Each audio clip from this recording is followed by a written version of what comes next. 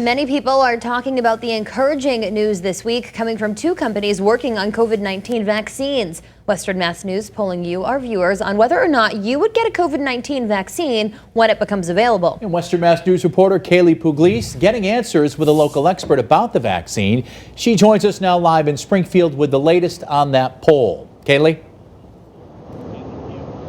Chris and Jordan, these results show that more than half of voters would get the vaccine either immediately or within the first few months. Now, take a look at the numbers on your screen. 40% of voters said they would get the vaccine immediately. Almost 23% say yes after a few months, but 28% said they would not, and 9% say they're not sure. Now, we checked in with a local health expert about what would happen if people chose to hold off from getting the vaccine.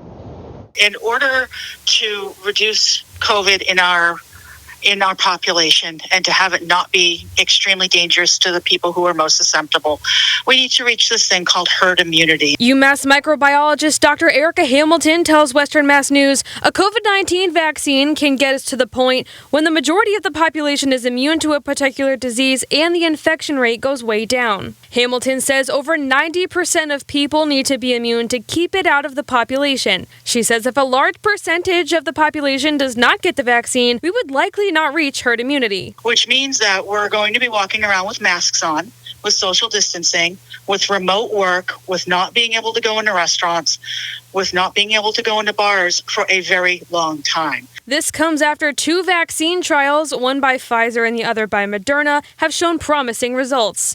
She tells me whether or not to get the vaccine will be a very important decision we'll all need to make. What people really need to think about is balancing this idea of we've got to get this virus, this disease under control, because if we don't reach herd immunity and we don't get this under control, we're going to be like this until we get enough people vaccinated. She tells me first responders, healthcare workers, and elderly with underlying health conditions would be first in line to get the vaccine, so availability widespread would be pending FDA approval. Reporting live in Springfield, Kaylee Pugliese for Western Mass News.